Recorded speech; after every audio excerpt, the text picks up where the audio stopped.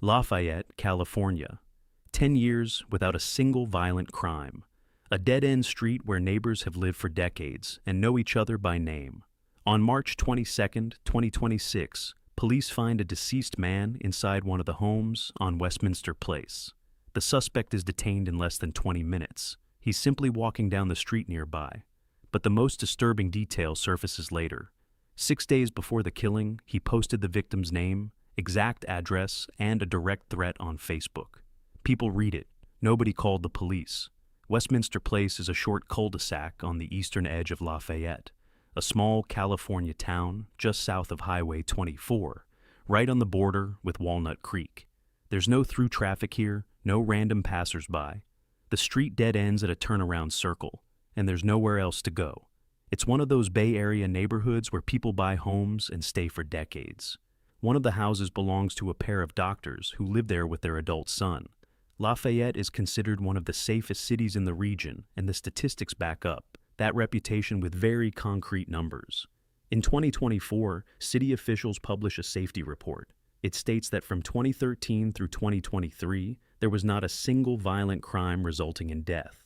An entire decade, zero. For a city of roughly 25,000 people, that's not just a statistic, it's part of the identity. There's nothing to fear here. The most serious problem neighbors can recall in recent years is parking. Saturday morning, March 22nd, 2026, begins like any other morning on Westminster Place, quiet, calm. Nothing foreshadows the fact that within hours, this street will be flooded with police cars, fire trucks, and ambulances, and yellow crime scene tape will block off the entrance to a cul-de-sac that no outsider has driven into for decades. But to understand who exactly will show up on this quiet street, we need to rewind a few years and move about 250 miles north. David Swank Price is from Northern California, connected to several towns: Chico, Berry Creek, Modesto. His name first appears in court records in 2017. In Stanislaus County, he's arrested for driving under the influence with a blood alcohol level above the legal limit, reckless driving, attempting to evade a police pursuit, and resisting arrest. This isn't a single offense. It's a whole bundle. But the consequences turn out to be minimal. 2 years later, in 2019, something more serious happens in Butte County. Price throws a rock at another man's head. The victim suffers a wound and receives stitches. The case is filed under number 19 CF04016, and the court finds Price guilty of assault with a deadly weapon. The sentence, 2 years in prison, the minimum possible for that charge. Price serves his time and gets out. What follows looks like a slowly accelerating spiral. In 2024, he's arrested for petty theft in Palo Alto. That's already in the Bay Area, far from his familiar Chico. And by 2025, his name starts popping up in police reports across the entire region. Contra Costa County, San Francisco, Berkeley, Walnut Creek, Mountain View, Dublin. The charges vary each time: vandalism, battery, petty theft, trespassing, resisting officers. But the outcome is always the same: arrest, booking, release. Not a single one of dozens of arrests leads to any extended detention. Price keeps moving across California, and with each passing month, his trajectory edges closer to the eastern suburbs of the Bay Area. And then, sometime around mid-March 2026, roughly 6 days before that Saturday morning, a post appears on Facebook. The page, believed to belong to Price, contains a direct threat. The post names a 34-year-old Lafayette resident by his full name. It lists his exact home address, on Westminster Place. The post calls for harm to be done to this person. Everything is written openly, without codes or hints. Anyone who visits this page can read every word: a name, an address, an intent. 3 components that are more than enough for an immediate call to the police. But 1 day passes, then a second, then a third. Nobody contacts law enforcement. Not a single person who sees the post clicks the report button or dials 911. The platform's algorithms don't flag the post as a threat. Facebook doesn't block it and doesn't forward the information to police. For 6 days, the post sits in plain view, and nothing happens. Between Chico, where Price is from, and Lafayette, there are more than 250 miles. By this point, Price is already moving around the Bay Area, but what connects him to the man on Westminster Place is unknown. Whether they knew each other, whether they once lived nearby, whether their paths ever crossed before, there's no answer to that question yet. Only one thing is known. 6 days before the tragedy, its blueprint lay in plain sight, and the whole world walked right past it. The 6 days expire on the morning of March 22nd, Saturday. Lafayette wakes up in its usual rhythm: coffee, lawns, the silence of a California suburb. On Westminster Place, everything is normal until around 10 in the morning, one of the neighbors hears something they've never heard before. Screams are coming from the house, voices arguing, raised tones, but it's hard to make out the actual words. The sounds are loud enough to draw attention, but in a quiet suburb where people are used to respecting each other's space, it's not enough. Neighbors hear it and wait for it to stop on its own. Half an hour goes by, an hour and a half, and only at 11:30 does someone finally dial the Contra Costa County Sheriff's Office. But by this point, the caller isn't reporting a dispute. He's reporting a suspicious person inside the house. That's a phrasing that changes the priority of the call. Deputies respond immediately and arrive at Westminster Place within minutes. What exactly happens inside the house between 10 in the morning and the arrival of police remains one of the key unknowns of this case. An hour and a half, a gap that's impossible to reconstruct from the statements of neighbors who only heard fragments of sounds through walls. But what police discover when they enter the house leaves no doubt. Those 90 minutes were decisive. Inside the house, a man lies on the floor with no signs of life. According to ABC7, a bladed weapon was involved. The sheriff's office discloses no further official details about what exactly took place within those walls. Detectives from the Investigations Division and the Contra Costa County Crime Lab are immediately called to the scene. Westminster Place, a street that hadn't seen a single serious incident in 10 years, becomes an active crime scene. But even before the forensic team arrives, deputies notice something. Less than 20 minutes after arriving on scene, they spot a man walking near the house. For Westminster Place, this alone is unusual. There are no random pedestrians here. The street leads to a dead end. They stop him for a check. Jane Sedley, one of the longtime residents of the street, is watching from her window at that moment. She sees a blond man quickly placed into a police car. It all happens in a matter of minutes. The person detained is David Swank Price of Chico, California, the same man whose name appears in dozens of police reports across the Bay Area.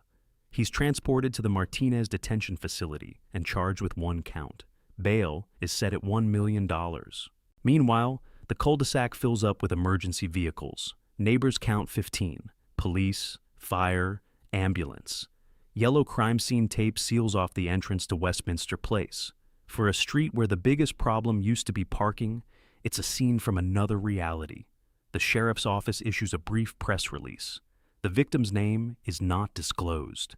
Details of what happened are not provided. But the mere fact that a suspect has been detained in Lafayette for a violent crime is enough for the story to spread across the entire Bay Area. East Bay Times, KRON 4, KTVU, ABC7, CBS San Francisco, NBC Bay Area. Every outlet publishes a piece within 24 hours, and everyone highlights the same word: rare. Because in a city where nothing like this had happened for 10 straight years, this truly is an event that doesn't fit into anyone's understanding of the world. Mark Sedley, who has lived on Westminster Place for half a century, tells ABC7 journalists what everyone is feeling. Never, this is a beautiful neighborhood. But the real shock comes later. After Price's arrest, journalists find that Facebook post, published 6 days before the tragedy. In the comments under articles on local news sites, readers ask the same question over and over. Why didn't anyone notice this post sooner? Everything needed for a response was sitting in plain view long before that Saturday morning. The investigation continues. The victim's name has not been officially released. The motive for the crime and the nature of the connection between Price and the victim remain unknown. But what is already known raises no fewer questions than the crime itself. A public threat in plain sight, dozens of arrests across the region, and not a single one of those safeguards worked. Two Greek neighbors in the same building entrance in Astoria, Queens. One, a 75-year-old retired teacher who had just earned his PhD. The other, a 48-year-old man with a serious mental disorder who had spent years accusing his neighbor of being a fake Greek. The neighbors knew, the doctors knew, the family knew. The police never received a single complaint. On March 3rd, 2026, George Dordunas walks into the lobby of his building and never walks out again. This is the story of how a threat visible to everyone, neighbors, doctors, relatives, was stopped by no one. A story about a system where everyone could see the problem, but nobody had the tools to solve it. March 3rd, 2026, around 1 in the afternoon. Astoria, Queens, one of the most densely populated neighborhoods in New York City.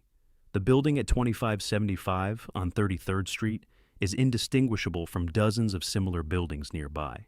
A narrow vestibule, stairs going up, apartments on either side of the entrance, thin walls through which you can hear your neighbor turning on the TV. In buildings like these, people live side by side for decades. They know who leaves for work at what time, who cooks in the evenings, who talks louder than everyone else. Around 1:40 in the afternoon, one of the building's residents steps out onto the first floor. She stops. On the vestibule floor, just a few steps from the door to his own apartment, an elderly man lies motionless. Around him, blood. The woman starts screaming. She dials 911. The man is 75 years old. His name is George Dordunas. His neck bears multiple stab wounds. Paramedics pronounce him dead at the scene. Officers from the 114th Precinct arrive within minutes and begin searching the building. They don't have to go far.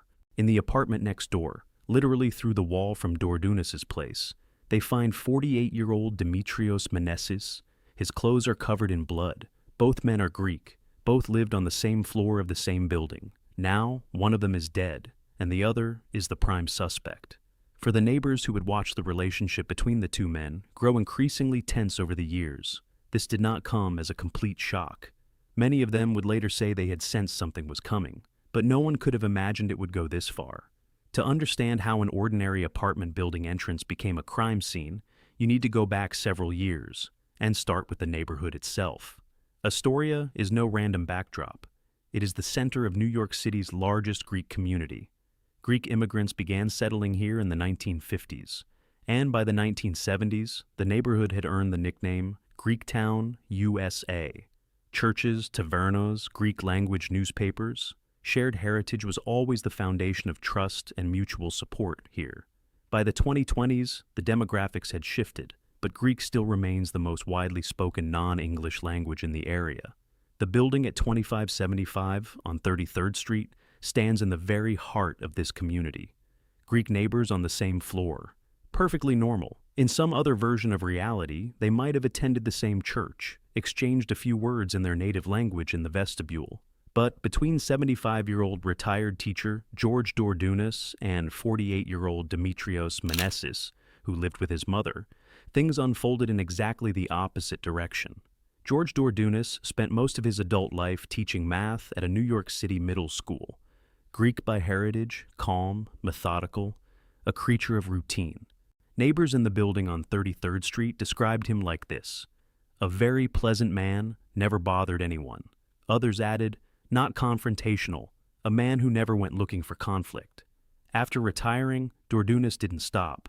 At an age when most people have long since narrowed their world down to a familiar route between home and the nearest store, he did something many wouldn't dare attempt even at 40. He enrolled in a doctoral program. He wrote a dissertation. And at 75, he earned his PhD.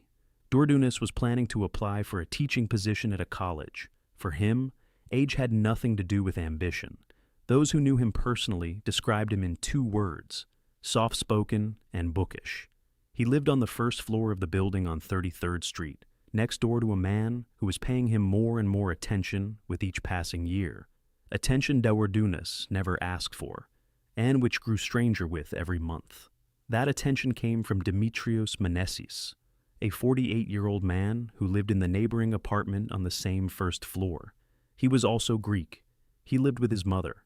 His family described him as a very sweet person. The neighbors saw something different. At some point, the exact date is hard to pin down, Meneses began showing an obsessive, unsettling interest in Dordunas. At first it looked like eccentricity, maybe even a harmless quirk, but over time, the nature of that interest changed. Meneses started talking about Dordunas not just inside the building, but out on the street. He discussed his neighbor with people who had no connection to the situation whatsoever. Dordunas occupied a place in his mind that was wildly disproportionate to reality. Another resident of the building put it bluntly, "The guy who killed him, he has issues for no reason in his brain." The problem was that for a long time, nobody could pinpoint exactly where the line fell between strange and dangerous. Meneses wasn't breaking any laws, he wasn't using physical force. He was just talking, a lot, constantly, obsessively, always about the same person. And with each passing year, that talking grew more and more frightening, especially because the grievance Meneses had articulated had nothing to do with noise, parking, or any real-world issue. The grievance went like this: Dordunas was pretending to be Greek. "You're a fake Greek. You're not Greek." Neighbors heard this phrase from Meneses over and over again, for years. It sounded absurd from every possible angle. Dordunas' heritage was beyond question for everyone except Meneses. But for Meneses himself, this accusation was no joke and no metaphor. He repeated it again and again, as though performing a ritual. The substance of the grievance never changed or expanded. It simply repeated, like a broken record that nobody could turn off. The insults came laced with profanity. Meneses raised his voice, behaved aggressively. A neighbor named Ray, who had been watching the situation unfold for years, tried to intervene. He told Meneses directly, "Take George out of your brain." His words made no difference. Meneses continued. Other residents of the building viewed the situation in much the same way. They called Meneses' grievance bizarre and years-long. But none of them contacted the police. None of them perceived it as a direct physical threat. In their eyes, Meneses was odd, intrusive, unpleasant, sometimes frightening, but not dangerous, at least not yet. The line between odd and dangerous in that building ran very close. It's just that nobody knew exactly where. The label "not dangerous" held up until the medical context entered the picture. Several years earlier, the exact date has not been publicly disclosed, Meneses was diagnosed with paranoid schizophrenia. This is a serious mental disorder in which a person can construct elaborate, persistent belief systems that have no connection to reality. Delusional ideas associated with the condition can appear internally logical to the patient, even when they are obviously absurd to everyone around them. Meneses' fixation on Dordunas and the accusation of fake heritage fit this clinical picture almost perfectly. Meneses' family would later tell reporters that after the diagnosis, he began treatment, weekly visits to a psychiatrist, medication, monitoring by a social worker. His fixation on his neighbor was no secret to the professionals. It was documented and, by all appearances, tracked. A relative said it plainly. Everyone was aware, and we tried to help him as much as we could. According to the family, the illness created an invisible problem that didn't really exist. What they meant was that the grievance against Dordunas was a product of delusion, not reality. The family was convinced the treatment was working. Meneses was seeing a doctor, taking his medication, being monitored. To them, he remained a person fighting a severe illness and doing everything possible to keep it under control. But the neighbors saw a different picture. They kept hearing insults directed at Dordunas. They kept watching Meneses zero in on one person with alarming persistence. One resident put it this way: "When you're mentally unstable, you focus on one thing," and his focus was George. Between what the family saw and what the neighbors saw, a gap opened up. One side believed the situation was under control. The other felt that control had been lost long ago, and the professionals monitoring Meneses did nothing to bridge that gap or merge the two pictures into one. The gap between words and actions became physical. At some point, according to neighbors roughly 3 years ago, Meneses damaged Dordunas' car. By their account, he took a bat and went at the vehicle. This was no longer an insult hurled through a door or shouting in the hallway. This was property destruction, a direct physical act aimed at a specific person. The conflict had crossed into a new level. The verbal aggression that neighbors had written off as oddness for years had taken material form for the first time.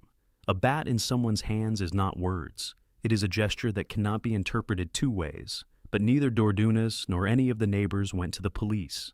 Nobody filed a report. Nobody called 911. The reason, according to the neighbors, was simple and simultaneously horrifying. Dordunas was afraid things would get worse. A 75-year-old man, a retired teacher, someone accustomed to solving problems with his mind rather than through confrontation, reached the conclusion that involving the law might provoke his neighbor into something more serious. And he chose silence. That decision closed the loop. Without a complaint from the victim, the police had no formal grounds to intervene. Menesis's doctors knew about his fixation, but did not classify it as an imminent threat to a specific person's life. Neighbors tried talking to Menesis, but they had no leverage beyond words that had long since stopped working. And Dordunas continued living behind the wall from a man he feared. Every day, the same front door, the same narrow hallway, the same dim vestibule, a few meters between two apartments that seemed to shrink with every passing month. Everyone could see the problem. Nobody could or would solve it. The distance shrank to zero on March 3rd, 2026. The time, approximately 1:20 in the afternoon. George Dordunas enters the lobby of his building. He is coming back from outside, heading toward the door of his first-floor apartment. This is a route he had taken thousands of times, a few steps from the building's front door to his apartment door. Dimitrios Menesis is standing by the door to his own apartment at that moment, just next door, a few meters away. What exactly happens between them in those seconds? Whether there were words, a glance, silence, a provocation, or simply two people colliding in a tight space, is unknown. According to the indictment filed by the Queen's District Attorney's Office, Menesis throws a punch. Dordunas is 75 years old. He falls to the vestibule floor. The elderly man lies on the tile just steps from his own door.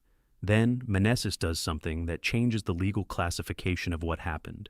He does not keep hitting. He turns around, goes into his apartment, and retrieves a sharp object. The exact type of weapon has not been disclosed in public case documents. Then he returns to the vestibule. The 75-year-old man is still lying on the floor. Menesis inflicts multiple sharp force injuries to his neck. After that, he goes back into his apartment again. Between the first punch and the last wound, a span of time passes. Enough time to open his apartment door. Enough time to find a weapon. Enough time to come back and see an elderly man lying on the floor. Enough time to make a decision. And that is precisely what the prosecution insists upon. For the district attorney's office, that time span means one thing. This was not an instantaneous outburst, not a split-second loss of control, not an uncontrollable impulse. It was a sequence of actions, each of which required a separate decision, a punch, a departure, a search, a return, the infliction of wounds, 5 links in one chain, and between each of them, a pause in which he could have stopped. It is precisely those pauses that transform what happened from a burst of madness into something the law classifies differently. The final link in that chain is the retreat. Menesis closes the door to his apartment behind him. Dordunas remains lying on the vestibule floor. What happens next is known from the words of Ray, the neighbor who had watched the escalation unfold for years. At that moment, Ray is in his apartment. He hears a sound, a quiet, muffled voice. I heard someone say, help me, but it was very low. It blended in with my dreams. Ray does not get up. The sound is too faint, too unclear to pull him out of his half-sleep. The voice of a 75-year-old man lying on the floor just meters away is not loud enough to break through the walls and the silence of an ordinary afternoon hour. Then Ray hears something else, a loud, piercing scream. It is a female neighbor. She has come out onto the first floor and seen what she has seen. An elderly man on the floor. Blood. The woman dials 911. Police begin searching the building. In the apartment next door, they find Menesis. He is inside with his mother. His clothes are covered in blood. One of the building's residents photographs the moment Menesis is let out in handcuffs. In the photo, blood is visible on his right shoe. The picture comes together quickly. Suspect, weapon, victim, all within a radius of a few meters. The entire world of this crime fits on a single floor of a single building entrance. A few square meters of vestibule, 2 doors facing each other, a narrow corridor both men had walked every day for years. The place where it all ended is the same place where it all began. Meneses is taken into custody right in his apartment, behind the same wall, next to the spot where his neighbor had just died. 2 days later, he appears before the Queen's Criminal Court. He faces 2 charges: second-degree murder and fourth-degree criminal possession of a weapon. Judge Indira Khan orders him held without bail.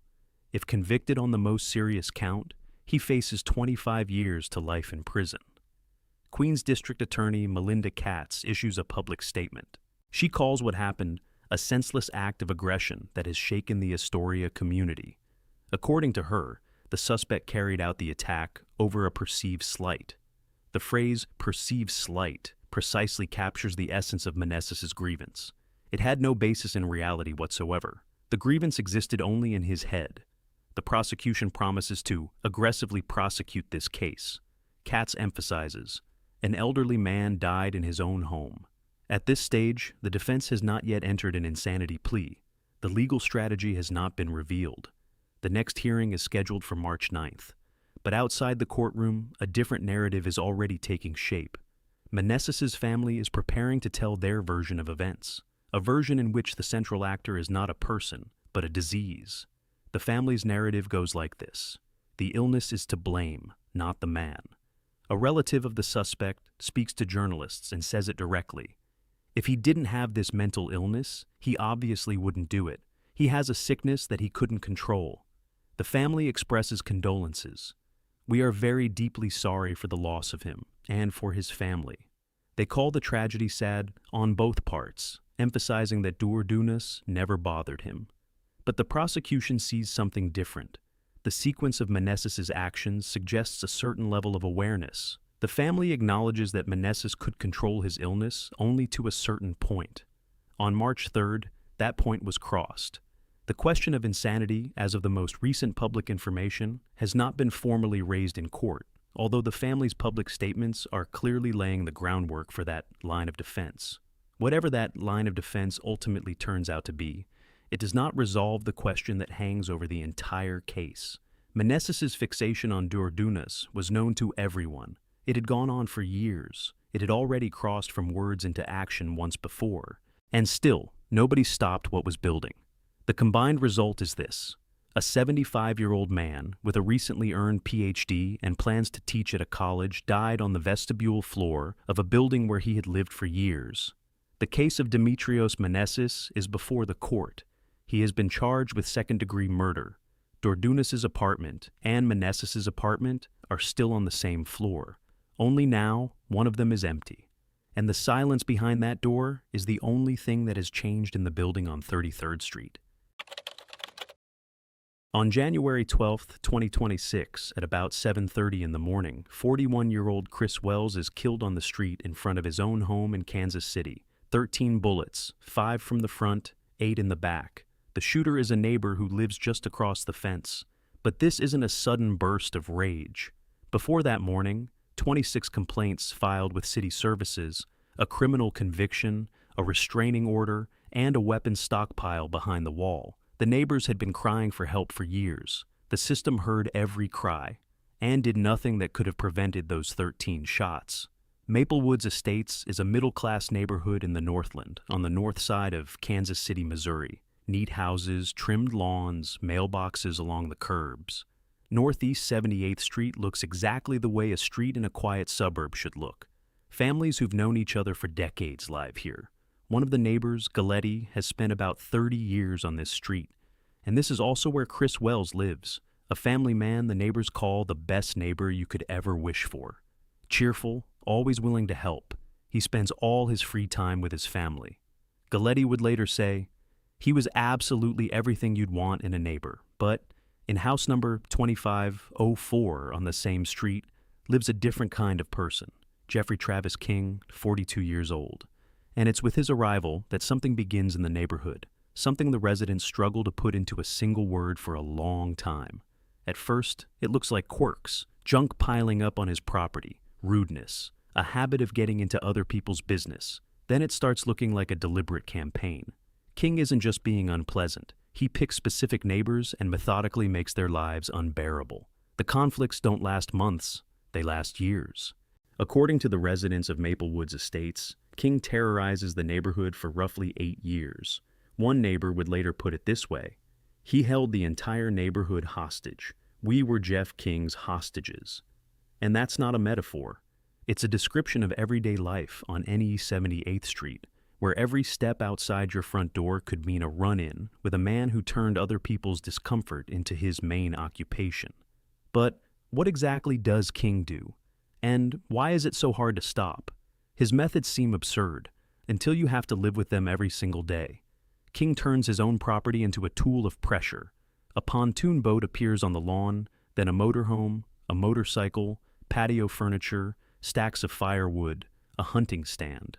The lot looks like a junkyard, but technically it's his property, and city codes don't always allow intervention. Then King escalates to more aggressive tactics. He installs powerful LED floodlights and aims them directly into the windows of neighboring homes. The light blasts through the night, robbing people of sleep. He mounts speakers and blares music aimed at specific houses. He hangs large banners with profane messages on his property, positioned so everyone passing by can see them. He parks vehicles in front of neighbors' mailboxes, blocking access for mail carriers. His cars make it nearly impossible for school buses to get down the street. Each tactic on its own seems like a nuisance. Annoying, but not criminal. Together, they form a system of relentless pressure. One neighbor observes, "Jeff knew how to stay within the law. He was very skilled at walking that line." King knows exactly where the boundary is, and he walks right up to it, but rarely steps over. The neighbors start going through official channels. Over 2 years, in 2024 and 2025, the period for which records are available, they file at least 26 complaints through the city's 311 system, a hotline for reporting code violations, lights, noise, parking, property clutter. The complaints are logged, city services respond, but weekly. Inspectors show up, document violations, but King's behavior doesn't stop. The system is designed for ordinary offenders, not for someone who's turned harassing his neighbors into a way of life. But to some people, King looks completely different. His ex-girlfriend says that early in the relationship, he comes across as a charismatic and smart entrepreneur, charming, confident, full of ideas and energy. She admits, "There were red flags, but they weren't louder than the good." At first, it's easy to tell yourself that his sharpness is just personality, not a problem. She doesn't describe physical abuse in their relationship, but gradually she notices something else: mental and verbal control. King knows how to create an atmosphere where his partner feels constant tension, but can't quite pinpoint what's wrong. Everything changes after a public argument. A stranger who witnesses the scene approaches her and offers her contact information for a women's shelter. That moment becomes a turning point. The ex-girlfriend starts planning her exit from King. After the breakup, she shares a detail with journalists that explains a lot about his conflicts with the neighbors. What angers King the most is when a complaint is filed anonymously, through the 311 system or through the police. If someone complains without confronting him personally, he makes the problem worse or creates a new one in retaliation. Those are his own words, relayed by his ex-girlfriend. For King, a complaint isn't a signal to stop. It's a challenge. Every report filed with city services feels like a personal insult to him, and he responds with escalation. This logic explains why the complaints not only failed to stop King, but likely made the situation worse. Every attempt by the neighbors to protect themselves through the system was pouring fuel on the fire. And while the city processed yet another report, King was already preparing his next move. One of those moves happens on August 1st, 2025. King walks up to the Wells' driveway. He's carrying a hammer. He raises it and strikes the side mirror of Chris Wells' pickup truck. The mirror shatters. The entire incident is captured by a security camera mounted on the Wells' house. This is the first time King crosses the line, from annoying behavior to direct property damage. Now, it's no longer a banner with profanity or a floodlight in the window. It's a crime caught on camera. Kirsten Wells, Chris's wife, files a report. The case goes to municipal court, but there's another detail that makes this story especially alarming. Alongside the conflicts, King is building a business, and not just any business. In June 2023, he registers a company called Fidelis Firearms LLC, line of business, weapons, training, entertainment. In January 2025, Fidelis Firearms KCLC appears, now with a federal firearms license, a Type 01 FFL. The business is registered at that very same house, 2504 on NE 78th Street, the same house from which King has been terrorizing the neighbors for years. A licensed firearms dealer operating out of his own home in a residential neighborhood. A man who just smashed his neighbor's truck mirror with a hammer. A man with more than 20 complaints filed against him in 2 years. These facts exist in separate systems. The city's 311 municipal court, the federal firearms license registry, and none of these systems connect them. King's profile is becoming increasingly dangerous, but each agency only sees its own piece. In early November 2025, municipal court finally hears the mirror case. King is found guilty of property damage. The sentence, 30 days in jail, but immediately suspended. The actual time is replaced with 2 years of probation. The court sets conditions. No contact with Kirsten Wells, an obligation to stay away from the Wells' home, 10 hours of community service within 6 months, restitution of $303.20, and $292.50 in court costs. A Clay County judge in November approves a restraining order. King must not approach the Wellses, must not contact them. For the Wells family and their neighbors, this is the first real legal barrier. A piece of paper with a court seal that's supposed to stand between them and the man who has been poisoning their lives for years. For the first time, the system isn't just logging a complaint, it's drawing a line. But the barrier turns out to be fragile. On December 15th, 2025, just a month and a half after the conviction, King is supposed to appear at a hearing on his probation terms. He doesn't show up. The court reschedules the hearing. No immediate consequences. No arrest. A man the court has ordered to stay away from his neighbors ignores that order, skips a court date, and continues living in the same house, on the same street, next to the same people. Between the conviction in November and what happens next, just over 2 months pass. 2 months in which the system could have responded, but it doesn't. Monday, January 12th, 2026. Around 7:30 in the morning on NE 78th Street in Maple Woods Estates. An ordinary winter morning, a workday, people getting ready for work, the street still quiet. Kirsten Wells notices movement near her house. She sees King. He's walking toward their property. The restraining order is in effect. He is forbidden from approaching their home, forbidden from contacting her. But King walks up and tosses something onto the Wells' lawn. Investigators will later identify it as a tarp or blanket. This is a direct violation of the restraining order. Kirsten decides not to go outside to confront him, not because of the legal restriction, but out of caution. She picks up her phone and calls her husband. Chris isn't home, but when he hears what's happening, he immediately heads back. What drives Chris in that moment is impossible to know for certain. 8 years of conflict, a smashed truck mirror, floodlights in the windows, sleepless nights, dozens of complaints that changed nothing, a suspended sentence that stopped nothing, and now, again. The same man at their house again, violating the order again, throwing down another challenge. Neighbor Galletti would later say, King pushed Chris to a point where he felt he had to protect his family. Chris pulls up to the house and goes out to confront King. A physical altercation begins between them, quickly moving from the driveway to the street. According to the investigation, Wells punched King, possibly up to 3 times. A fight in the street in the early morning twilight, in full view of anyone who happened to be nearby. What happens next takes only seconds. King draws a 9mm handgun and opens fire on Chris Wells. Not 1 shot, not 2. 13 hits. 5 bullets enter from the front, 8 from the back. Right next to the body, investigators later find 8 spent 9mm shell casings. The rest apparently were left at other points where the altercation unfolded. Witnesses, including minors, see the final moments. According to their statements, King keeps shooting at Wells even after he's already on the ground. The man poses no threat, and the shooting continues. At 7:37 in the morning, Kirsten Wells dials 911. She reports her husband has been shot. Kansas City police arrive on Northeast 78th Street and find Chris Wells on the roadway with multiple gunshot wounds. Paramedics are called, but there's nothing they can do. Death is pronounced at the scene. King doesn't run. He's inside his house. That same house, 2504, from which the campaign against the neighbors was waged for years.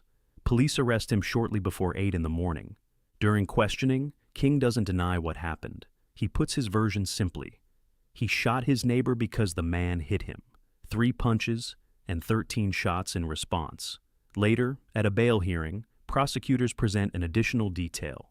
According to their evidence, at the moment the shots were fired, Wells was already backing away.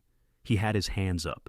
He was trying to disengage from the conflict, but King kept shooting. The search of King's house after the arrest reveals a picture that forces a complete reassessment of the entire story.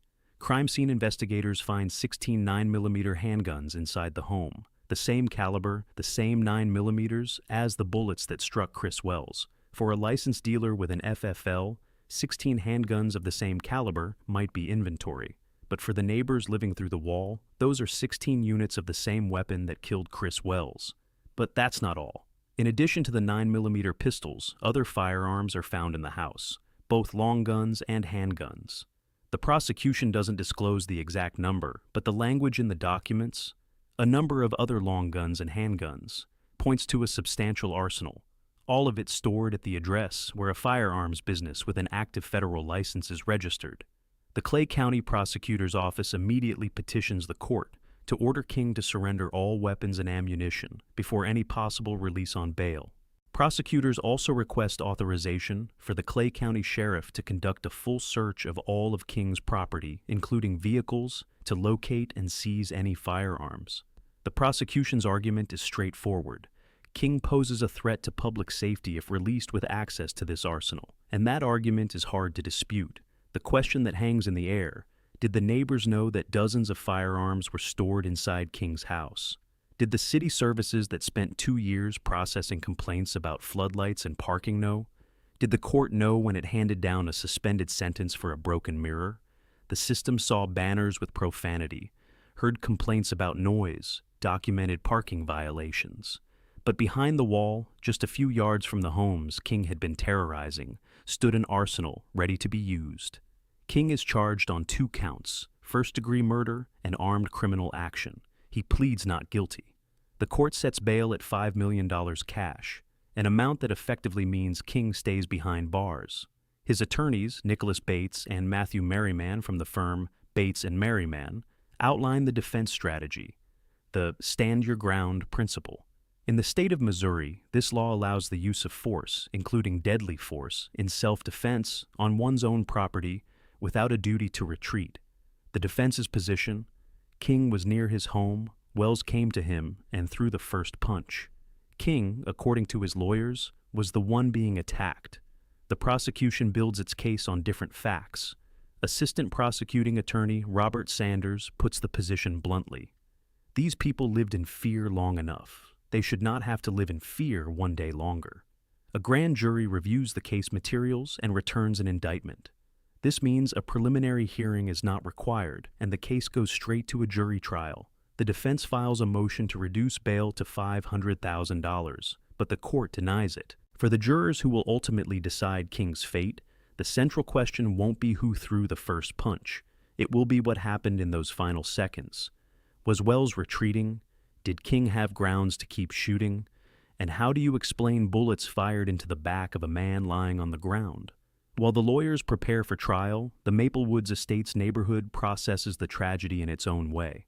On Tuesday evening, the day after Chris's death, hundreds of people gather for a memorial. Friends, neighbors, co-workers, acquaintances, people who knew Wells as a dependable, warm person who was always there to help.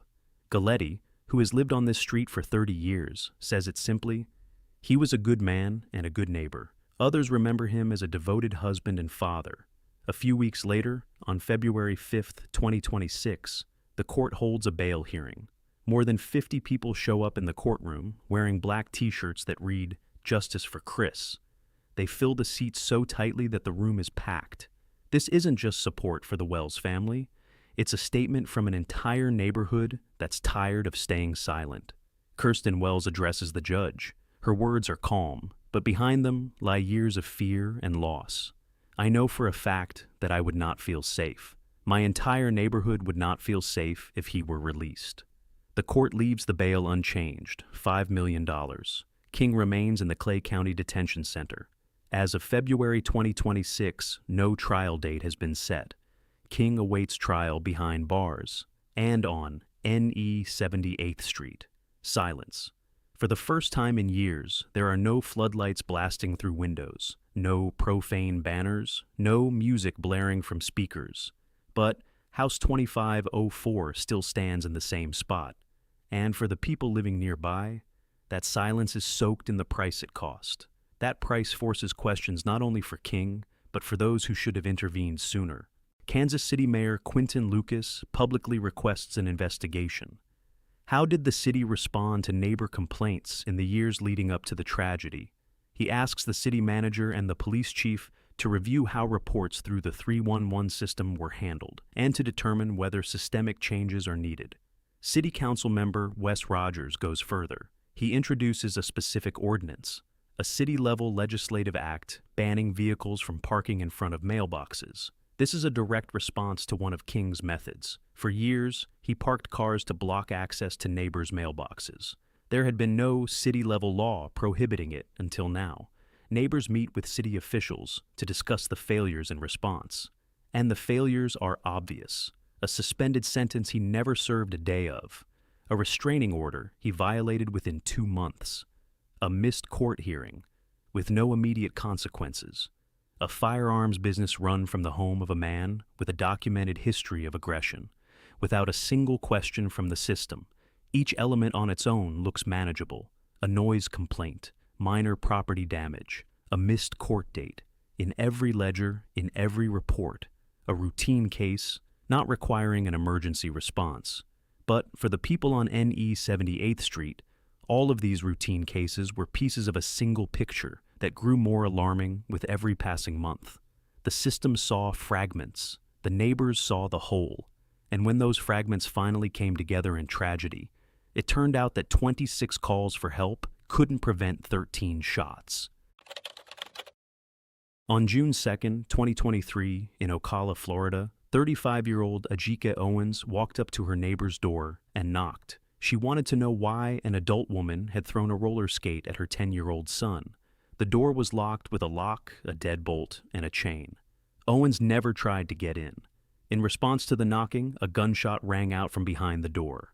The bullet struck the young woman in the chest. The shooter, 58-year-old neighbor Susan Lawrence, had just finished a call with a 911 operator a minute earlier, reporting that she felt threatened. Police were already on their way, but they didn't make it in time. How did 2 years of neighborly hostility, racist hatred, and systemic inaction lead to a mother being shot through a locked door? Ocala, Florida, a small residential complex called Quail Run, typical American suburban housing. Low-rise buildings standing close together, with a shared green lawn stretching between them where neighborhood kids play in the evenings. A quiet, unremarkable place. But this is exactly where a story unfolds that will end with a gunshot, a national scandal, and 25 years in prison. On one side of the lawn lives Ajike Owens, a 35-year-old mother of 4 boys. Everyone calls her AJ. The oldest is 12, the youngest, 3. AJ is a single mom, but the kind neighbors describe as a super mom. She volunteers at school, organizes kids' sports teams, the quintessential soccer mom who never misses a practice and knows every one of her children's friends by name. Her mother, Pamela Diaz, would later say, "She shared herself with everyone around her. That's how special she was." On the other side, Susan Lawrence's apartment, 58 years old, single, no husband, no children. She works from home in insurance, previously with United Healthcare, and at the time of the events was filing for disability. She'd been living in Marion County for 15 years, in Quail Run since roughly 2020. Neighbors describe her in 2 ways. In the church community, she's a parishioner who helps people with insurance questions. But in the complex, a withdrawn, irritable woman who, as one neighbor put it, is angry all the time. What bothers her most is children playing on the lawn. Lawrence considers this territory hers, even though the documents show it's a shared area of the complex. She puts up warning signs on her patch and documents every time a ball or toy ends up on her side of the grass. The 4 Owens children, who play on the lawn every single day, become her main source of conflict. 2 worlds across the road from each other. A mother living for her kids, and a woman driven to fury by their very presence. That fury doesn't appear overnight. It builds over years.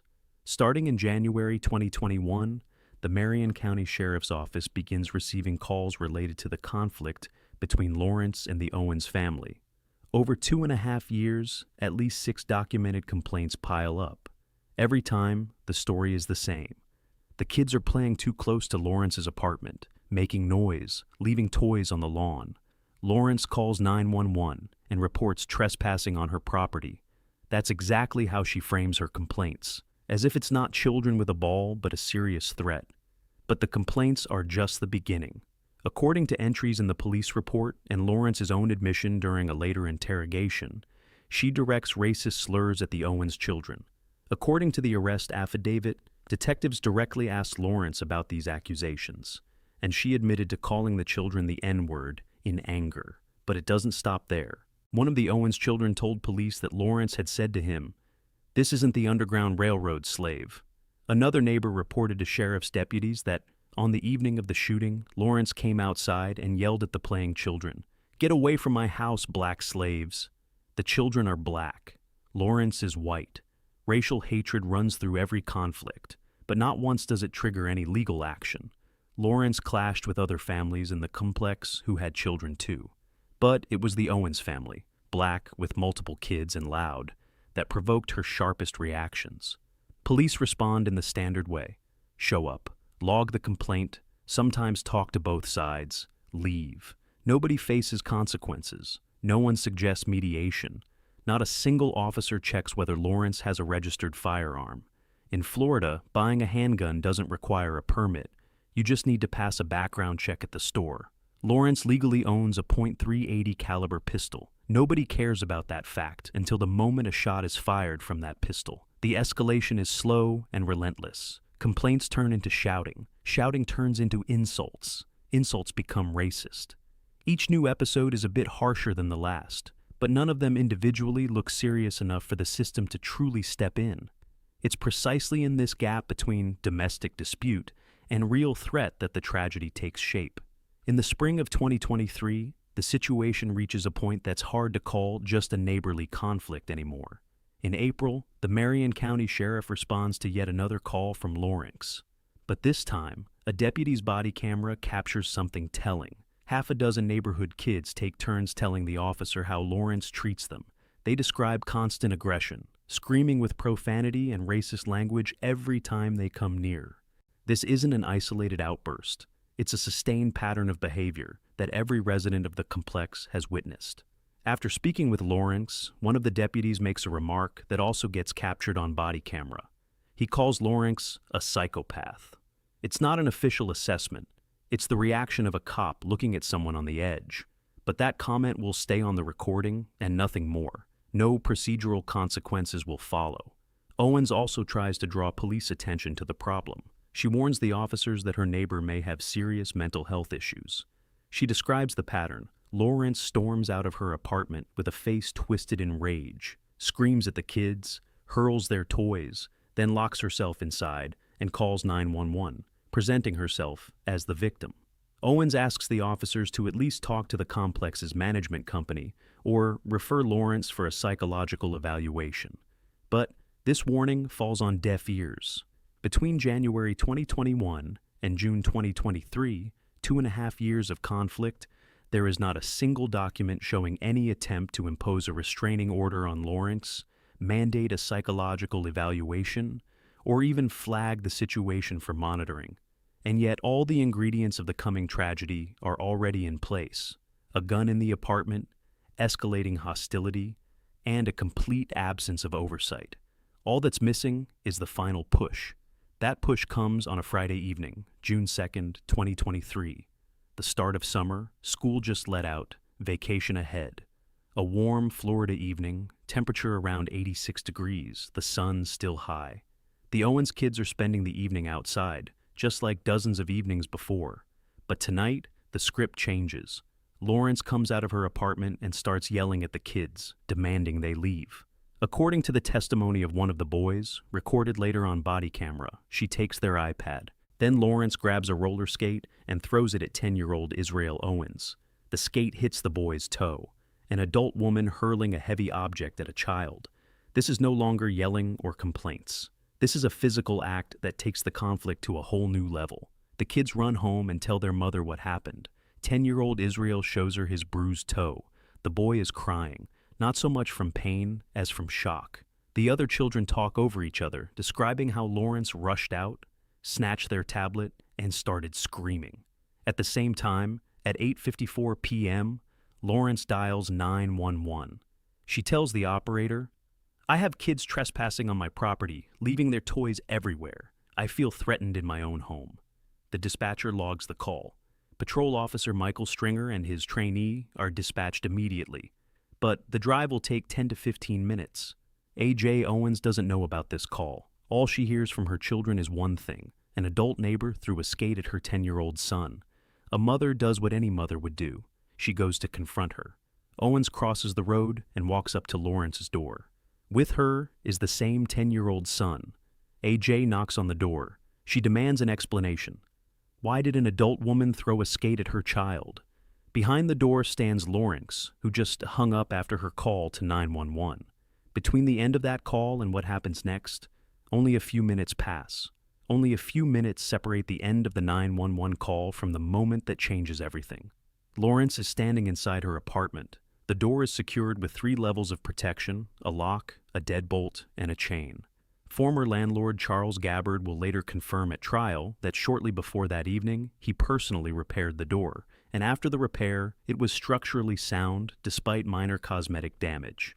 This is not a flimsy partition you can kick in with your shoulder. It's a solid barrier, locked from the inside. Outside stands Ajika Owens. She's knocking and demanding an answer. Next to her is her 10-year-old son. The door has no windows. Lawrence cannot see who exactly is standing on the other side, and she cannot assess whether there's a real threat, but she doesn't try to find out. At around 9 p.m., Lawrence picks up a .380 caliber pistol and fires a single shot through the closed locked door. The bullet pierces the wood and strikes Ajik Owens in the upper chest. According to the ballistics expert's report, which will be presented at trial, Lawrence was standing at her kitchen table at the moment of the shot, holding the weapon with both hands at head level. The shell casing will later be found on the kitchen counter. The bullet trajectory is unambiguous, from inside the apartment outward through the locked door. This was not an accidental shot fired in panic. The position of the weapon and the angle of the trajectory point to a deliberate, aimed action. Owens collapses on the porch, right at the doorstep. A minute later, around 9:01 p.m., Lawrence dials 911 again.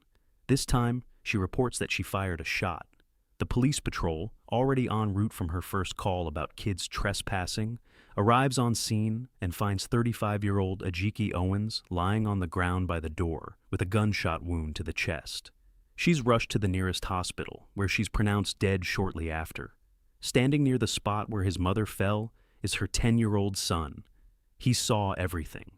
A woman lies on the ground by the door with a bullet in her chest.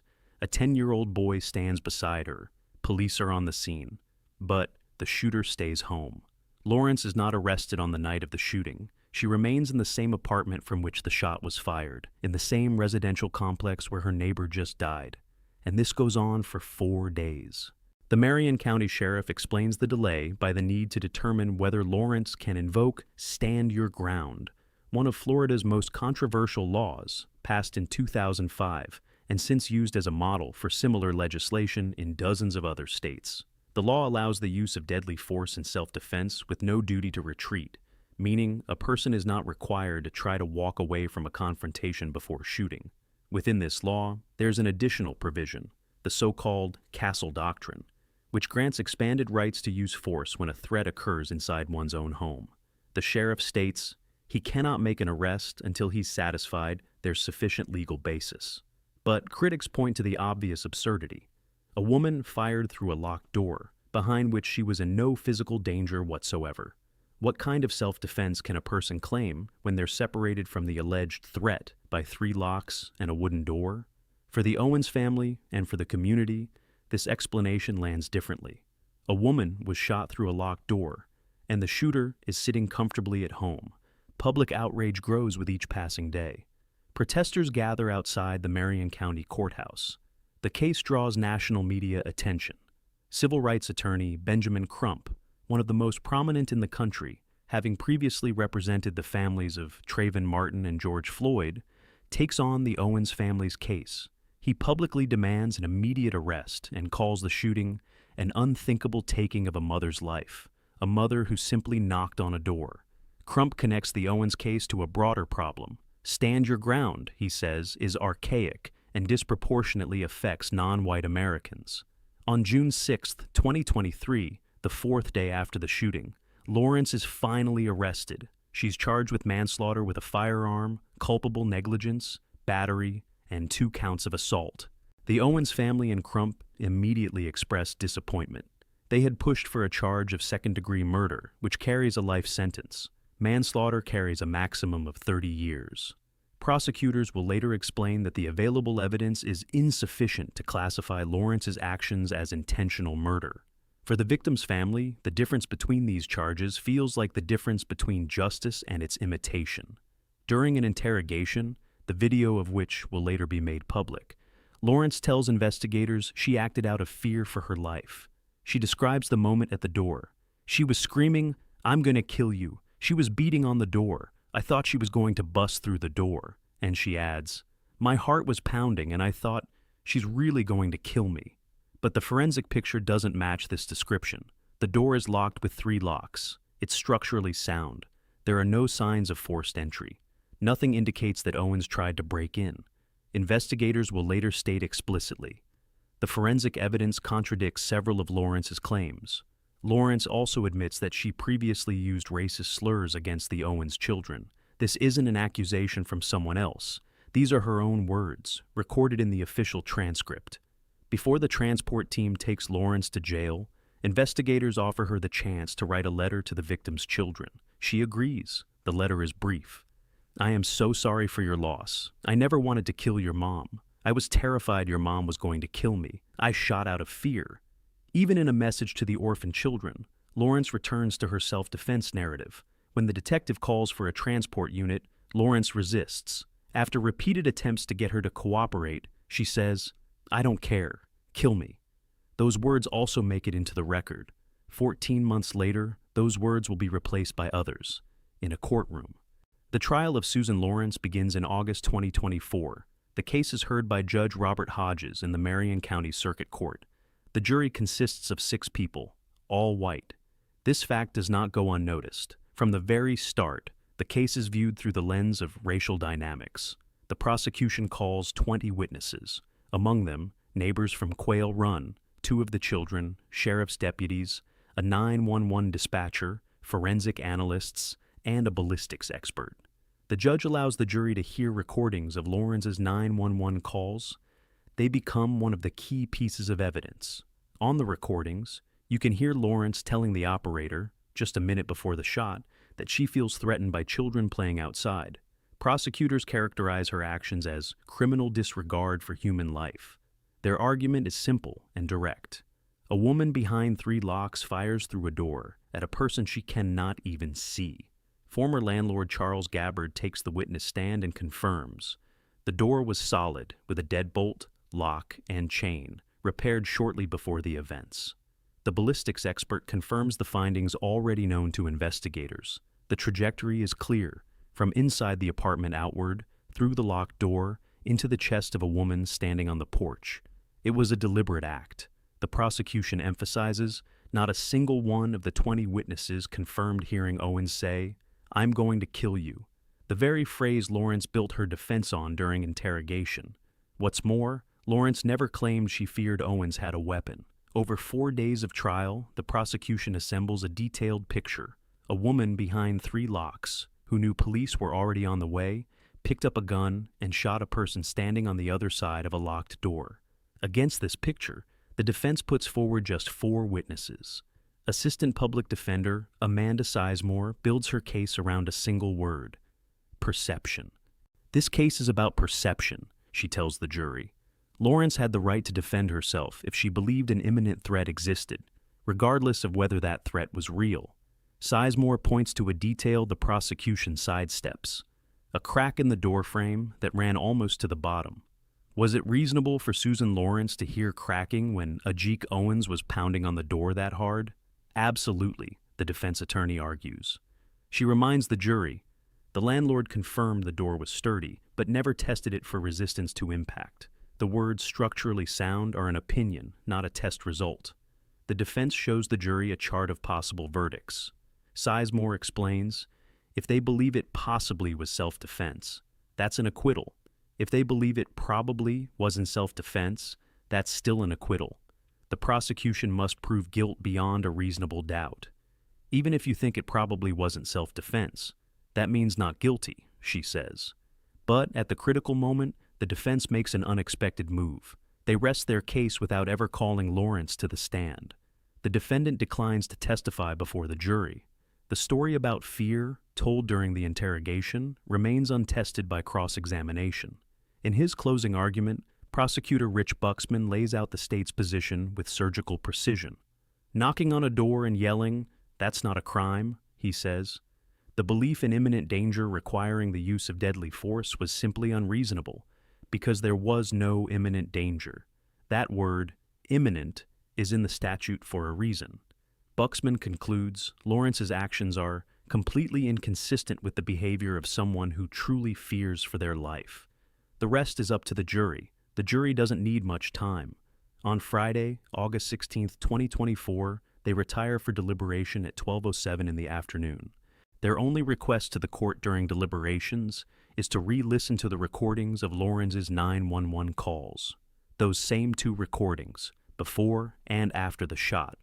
The jurors want to hear them one more time, and after that, they need nothing else. At 2:53 p.m., they return to the courtroom. Less than 3 hours. The verdict: guilty of manslaughter with a firearm. In addition to the primary charge, Lawrence is also found guilty of assault on 10-year-old Israel Owens, the roller skate incident that started the evening of June 2nd. She faces up to 30 years in prison. At the moment the verdict is read, Lawrence sits motionless. No tears, no reaction. On the other side of the courtroom, the Owens family embraces. Pamela Diaz, the victim's mother, will later tell reporters, "This isn't joy. This is relief. It won't bring my daughter back, but at least the truth has been told." Attorney Benjamin Crump, standing on the courthouse steps, addresses the cameras. The family has achieved some justice for Ajika, but he immediately adds, true justice will only come when the laws that allowed the shooter to remain at home for 4 days after the shooting are changed. Sentencing is scheduled for November. Sentencing takes place on November 25th, 2024. The hearing lasts 3.5 hours. Before the sentence is handed down, those whose lives were shattered by that gunshot get to speak. Pamela Diaz goes first. She says, "Not a day goes by, not an hour, that I don't mourn my daughter." And she continues, "I stand before you mourning not just the loss of my daughter, but our hopes, our dreams, and the future we so often talked about with each other. Our plans and promises as mother and daughter will never come true." Diaz adds a line that captures the full scope of the loss. Our pain and suffering did not end when Susan was found guilty. Our pain and suffering will not end with today's sentence. Our pain and suffering will last a lifetime. The defense presents its final argument. Psychologist Yenis Castello, based on her assessment, drawn from 5 evaluations since November 2023, Lawrence suffers from post-traumatic stress disorder due to childhood abuse. Lawrence's sister confirms they were subjected to emotional, psychological, and sexual abuse by their father, and grew up in a family with a history of addiction and mental illness. The defense asks the court to consider this factor in sentencing. Then Lawrence herself speaks. She reads a statement listing her medical problems: 25 knee surgeries, a joint replacement with complications, spinal surgery after a car accident, heart problems, cataracts, nerve damage. The apology comes at the end, with a heavy heart and deep remorse. I am so sorry that I took AJ's life. Nothing will change what happened. I can only say that I have cried and feel terrible about my actions. Pamela Diaz responds immediately. Susan's apology is a last-ditch effort to save herself. She has never shown remorse. Judge Robert Hodges delivers his assessment with unusual directness for legal language. He acknowledges that PTSD from past abuse could serve as a mitigating factor, but rejects the argument. Any abuse that Lawrence endured many years ago is not a mitigating circumstance in this case, he states. Owens was not the aggressor. She was not the provocateur. She was unarmed. She asked Lawrence to come out and talk and made no attempt to enter the home. Hodges delivers the line that will become the defining statement. The shot was based on anger, not fear. Anger, not fear. The judge lists the facts. Lawrence called 911 and knew police were already on the way. She could have stayed in the bedroom where she kept the gun and waited for the patrol. The shot was completely unnecessary, he concludes. The sentence, 25 years in prison, 5 years less than the maximum. The judge explains, the absence of prior convictions prevents him from imposing the maximum. For Lawrence, this means she'll leave prison, if she lives that long, at roughly 85 years old. 25 years for the shooter. A life sentence for the family left without a mother. After Ajik's death, her 4 sons are placed in the custody of their grandmother, Pamela Diaz. She gives up her career as a flight attendant, a job that let her travel the world, and devotes herself entirely to her grandchildren. Diaz will later admit, she can't even be a grandmother. She has to be a parent. A role she never prepared for, but one she can't refuse. In her own words, I cry for them. Every tear from my eyes is for Titus, Africa, Ezra, and Israel. I see the pain in their eyes, even when they seem happy. I recognize that pain because I carry it inside me. It's especially hard for the 10-year-old boy who stood beside his mother when the shot was fired. Judge Hodges, in handing down the sentence, specifically notes the trauma inflicted on the Owens children who witnessed the aftermath of their mother's death. The boy saw his mother collapse on the porch of the neighbor's apartment. He heard the gunshot and stood beside her body until the paramedics arrived. That image will stay with him forever. Benjamin Crump and the Owens family used the case as a platform to push for reforming the Stand Your Ground law.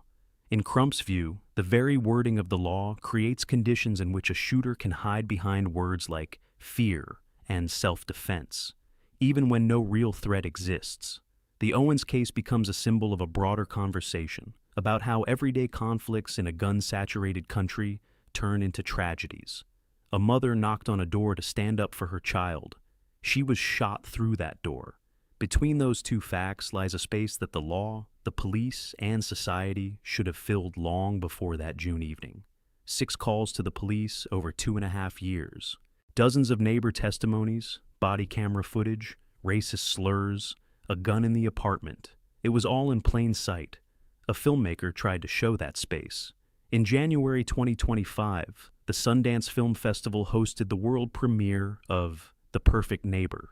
Director Geeta Gandbhir built the film almost entirely from recordings that already existed: sheriff's body cameras, 911 calls, interrogation footage, courtroom proceedings, minimal narration, maximum primary documents. The film unfolds the chronology of the conflict, from Lawrence's first complaints to the gunshot and the verdict, letting the viewer observe for themselves how the tension escalates, and how the system misses the moment to stop it, time after time. At Sundance, the film wins the award for Best Documentary Direction. Gandbhir says in a post-premiere interview, "The most terrifying thing about this story is that every body camera frame, every 911 call, is a missed opportunity to prevent a death. Everything was documented, everything was known, and nobody did anything." On October 17th, 2025, the film launches on Netflix, and in its first week becomes the #1 title on the platform in the United States. Over 50 million views. Critics call the film a surgically precise dissection of systemic failures. At the Academy Awards ceremony, The Perfect Neighbor receives a nomination for Best Documentary Feature. After the nomination, Netflix views triple. Geeta Gandbhir makes history as the first woman to receive 2 nominations in documentary categories at the Oscars in a single year, From prison, Lawrence responds in her own way. In November 2025, after Pamela Diaz files a civil wrongful death lawsuit, Lawrence sends a 4-page handwritten letter, a threat of a countersuit. A woman sentenced to 25 years for shooting through a door accuses the orphan children of the woman she shot of defamation, lying in testimony and trespassing on her property. She claims one of the children lied about her throwing the skate, even though the court already found her guilty on that count. Lawrence alleges the children were playing ding-dong ditch, knocking on her door and running away. She demands compensation for defamation in excess of $50,000. Technically, the countersuit hasn't been filed. For now, it's just a letter. But its contents alone spark a wave of outrage. Benjamin Crump publicly calls it an act of cruelty from a person incapable of grasping the magnitude of what she's done. Pamela Diaz, the children's grandmother, learns about the legal threat from journalists. She says, "This woman took my grandchildren's mother. Now she's trying to take their peace." 25 years in prison. That's the court's answer. But the question this story has raised remains open. October 2022, Las Vegas. 33-year-old Christopher Allen is fixing the brakes on his car right outside his house and asks a neighbor to wait 5 minutes while he moves the vehicle. The neighbor replies, "I'll be right back." He dashes inside and comes back out with 2 homemade pistols. He fires at the car, chases Allen across the street, and shoots him in the chest on his own doorstep. But this isn't the first time this man has shot someone over a parking spot. A year earlier, he had already pulled the trigger for the exact same reason and walked away unpunished. What happens when an everyday dispute collides with uncontrollable rage and weapons that don't exist in any database? October 18th, 2022, Southeast Las Vegas, a quiet residential block near the intersection of Hacienda Avenue and Nellis Boulevard.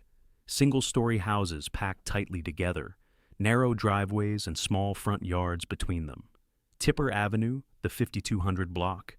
Families here know each other by name, greet each other over the fence, sometimes lend a hand with minor repairs. A typical edge of the city where life rolls along at its own pace. An ordinary October afternoon, the sun baking the asphalt, temperature above 90 degrees. In Las Vegas, even autumn runs hot. Christopher Allen is 33 years old. Friends call him Dice. Everyone who knows him describes him the same way. He's the life of the party, the kind of person who can make anyone laugh, even when there's no obvious reason to smile. His girlfriend Stacey Owens would later call him very, very funny, the kind of person who always lifted the mood of everyone around him. Dice is originally from Milwaukee, Wisconsin. He and Stacey have been together for almost 4 years. They have what Americans call a blended family, a combined household with children from previous relationships. Dice has 3 kids. Sonara is 13, Caden is 12, and the youngest, Navi, is just 4 years old. The family moved into the house on Tipper Avenue just a few weeks ago. New neighborhood, new neighbors, a fresh start. Today, Dice has one simple task: fix the brakes on his Dodge Challenger. Routine maintenance that millions of people do in their driveways. Nothing about this day hints at what's about to unfold in the next hour. Allen parks the Challenger in front of the houses, his own and his neighbors'. He needs room to work, and one of the neighbors has volunteered to help with the repair. The car is positioned so that it partially blocks the driveway of the house next door. That house belongs to Robert Salone, a 40-year-old man who lives literally through the wall. Allen is lying under the car with a lug wrench in his hand, loosening wheel nuts, chatting with his helper. The work is moving along at an easy pace. He's confident he has enough time to finish up and move the car. No rush, no worry. He doesn't know that the owner of the neighboring house is already on his way. Around 12:30 in the afternoon, Robert Salone's gold Chrysler Sebring turns onto Tipper Avenue. Behind the wheel is a man heading to his own house after another day. In a few seconds, he'll spot a stranger's Dodge Challenger blocking his driveway. Pulling in is impossible. Salone stops the Sebring and gets out. What he sees instantly sets him off. Someone else's car is sitting right in front of his house, blocking his entrance. A situation that could be resolved with 5 minutes of conversation. But Salone has no intention of waiting 5 minutes. He starts yelling. His shouting is aimed at 2 people, Allen and the neighbor helping with the repair. The demand is blunt and sharp. Move the car immediately. His tone leaves no doubt. This is not a request. It's an ultimatum. Alan responds calmly. He says he'll move the Challenger in a few minutes, as soon as he finishes what he's doing. It's not a refusal and not a challenge. It's a simple request to wait. He's in the middle of the job, bolts are loosened, tools are spread out. He just needs a little more time. Alan gets up from the ground, and in his hand is the lug wrench, the same tool he's just been using to loosen wheel nuts. To Alan, it's a work tool, part of the ongoing repair. He's holding it the way any mechanic holds a tool, out of habit, without thinking. But Salone sees something else in that wrench. To him, it's a challenge, a provocation, maybe a threat. According to the police arrest warrant, Salone says a phrase that will later become one of the key pieces of evidence in the case. "So you got a lug wrench? I'll be right back." He turns and runs to his front door. Witnesses standing on the street watch him disappear inside. A few seconds pass, maybe 20, maybe 30. The door opens again, and Salone steps out. In each hand, a pistol, 2 guns, both homemade, so-called ghost guns. These are weapons assembled from parts purchased separately, without a background check and without serial numbers. Ghost guns aren't registered in any database and can't be traced through standard methods. A person can own one, and the system will never know, until someone gets shot with it.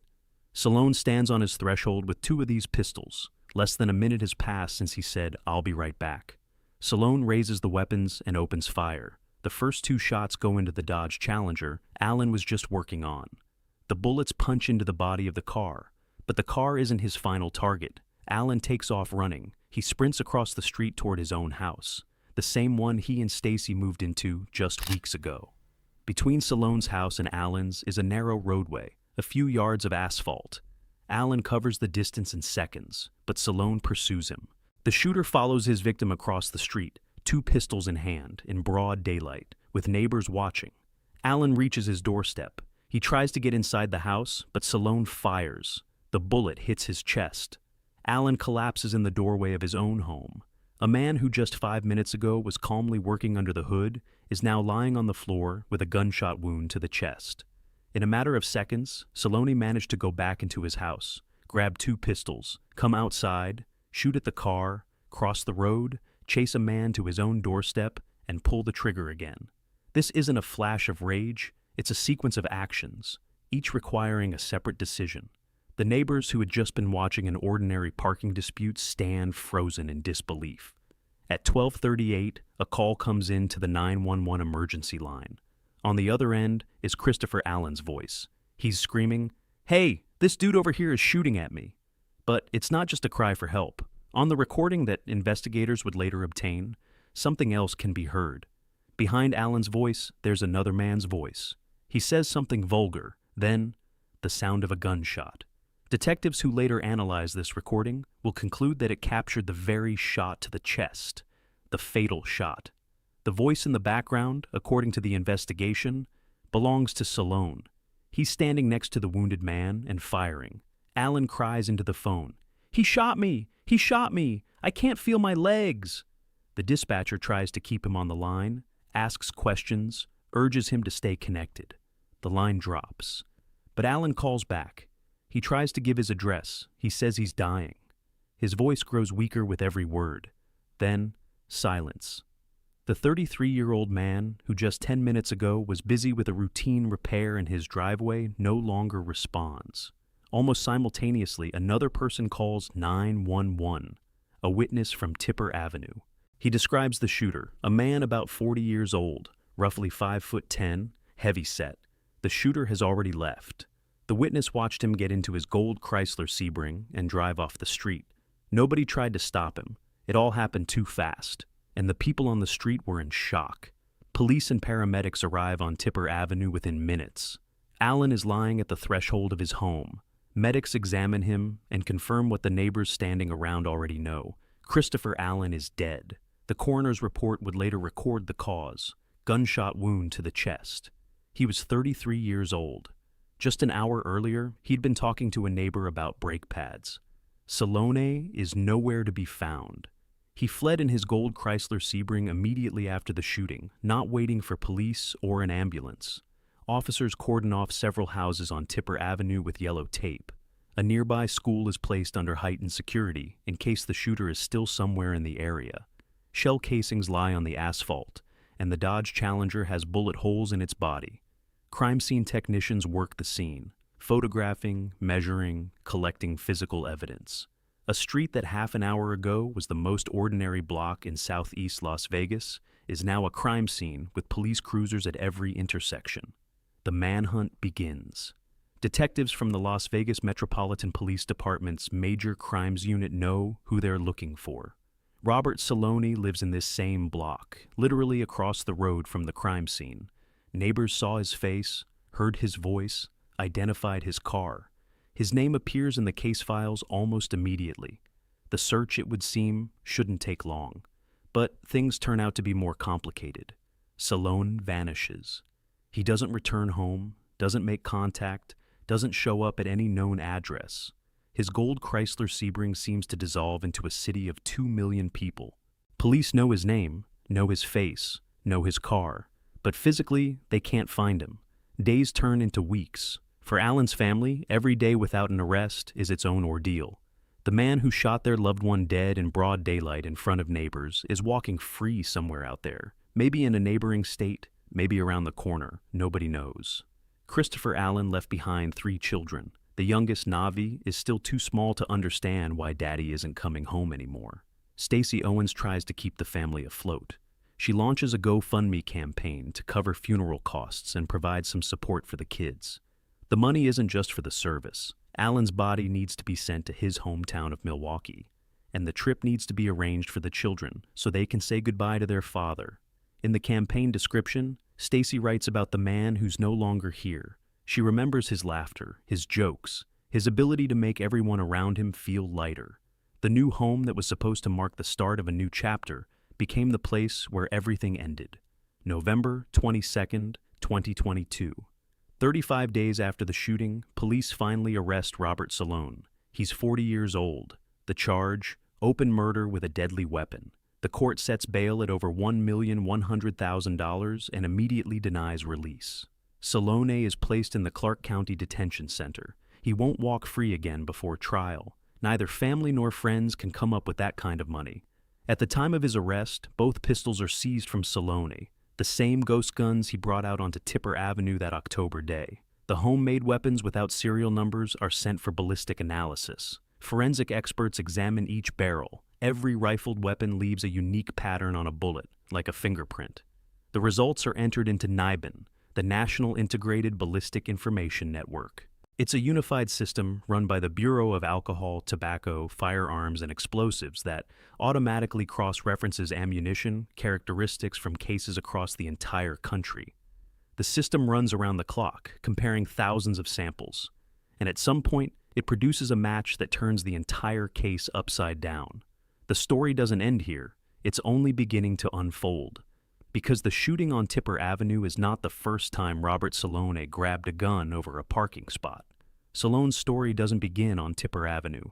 It begins 14 months earlier, in August 2021, in Henderson, a suburb of Las Vegas, 20 minutes drive from the scene of the future tragedy. And it begins exactly the same way, with a dispute over parking, a residential complex on Whitney Ranch Drive, near its intersection with Russell Road, a covered parking area with marked spaces for residents.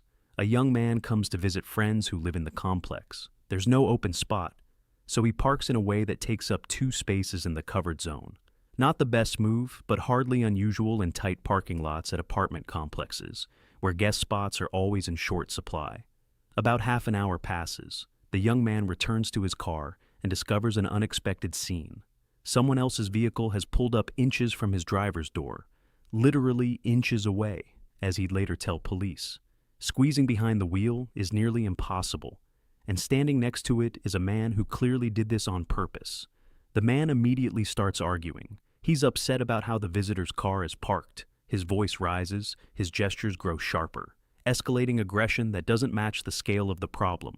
The young man doesn't get drawn into a long argument. He squeezes into his car and starts pulling out of the lot. The conflict, it seems, is over. One person is leaving, the other gets his spot.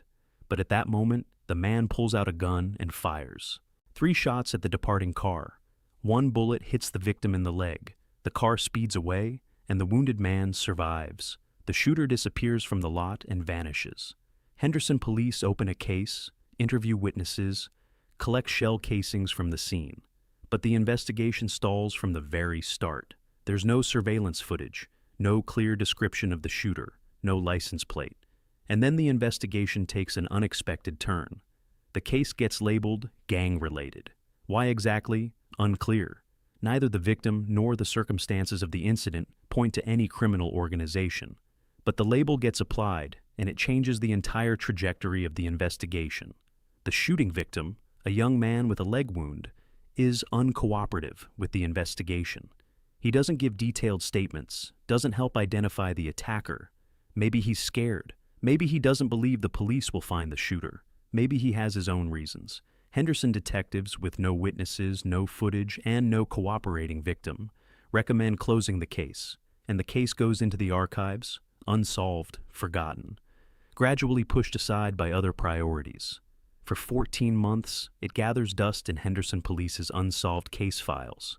For 14 months, a man who shot another human being over a parking dispute lives an ordinary life, drives the same streets, parks in the same lots, keeps homemade pistols at home. Nobody knows he's dangerous. Nobody is looking for him. The system lost sight of him before it even learned his name.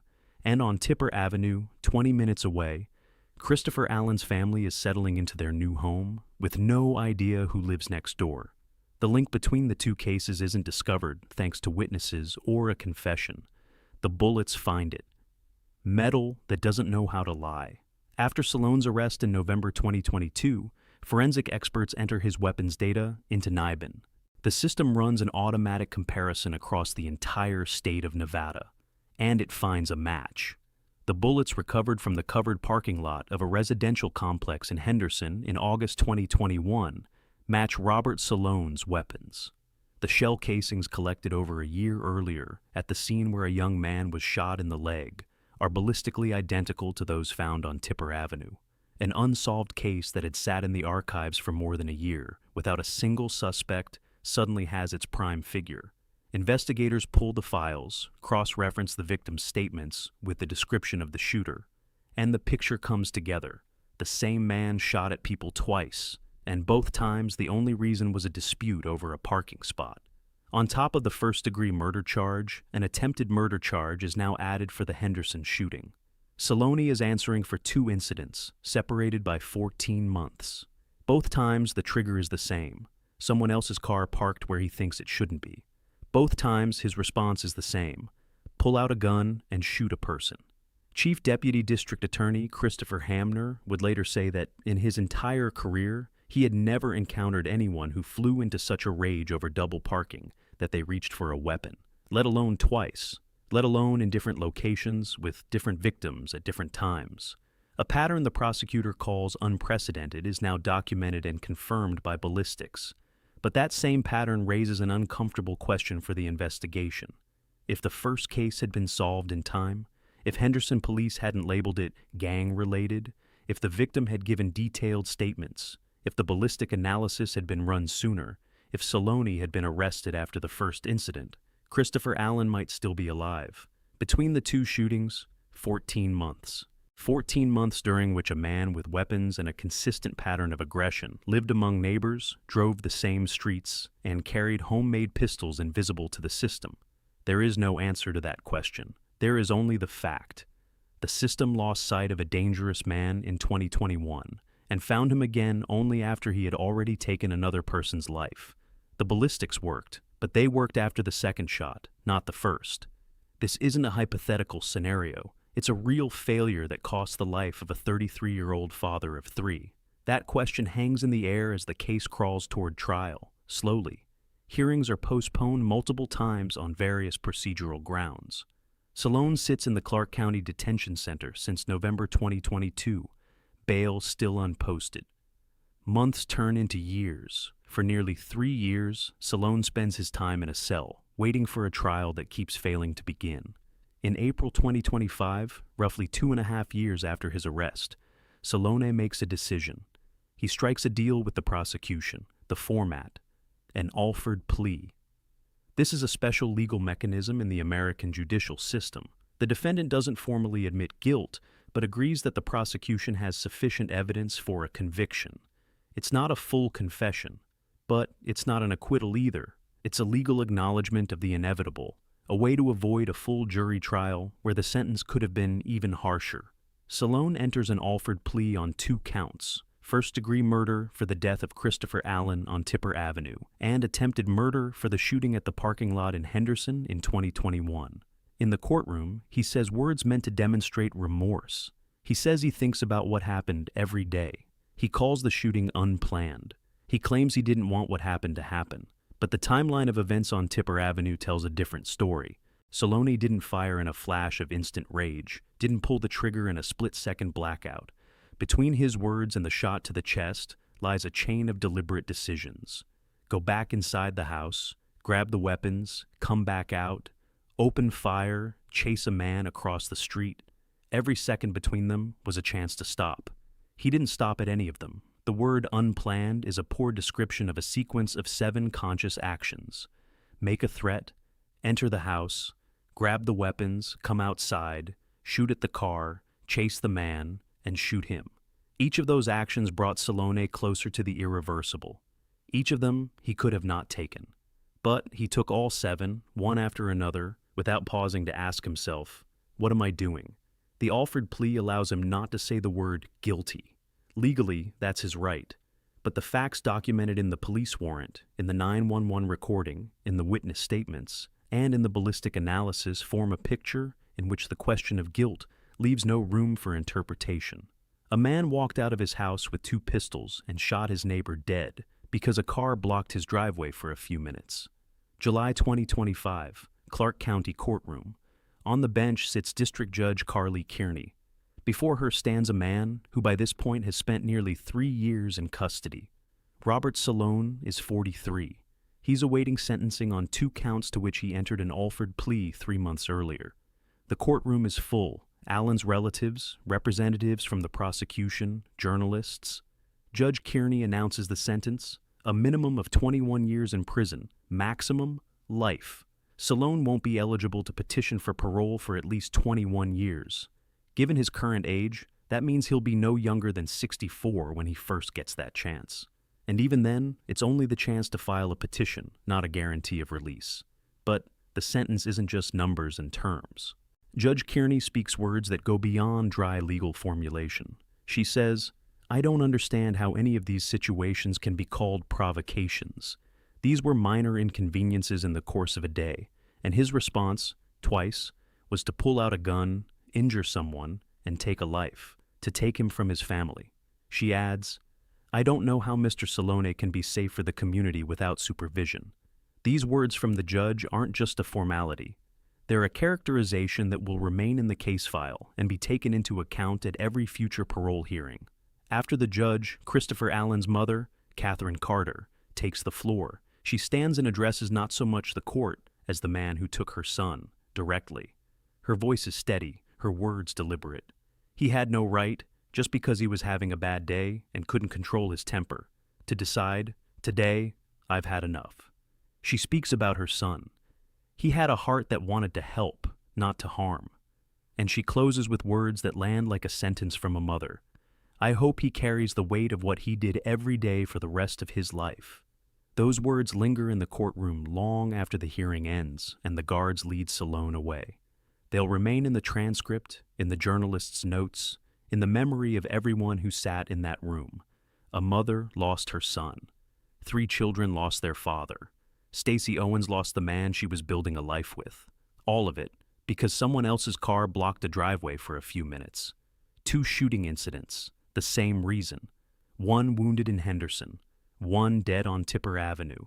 Between them, more than a year in which nobody intervened. The system found the answer, but it found it too late. All Christopher Allen asked for that October day was 5 minutes. He wasn't rude, he didn't threaten anyone, he didn't refuse.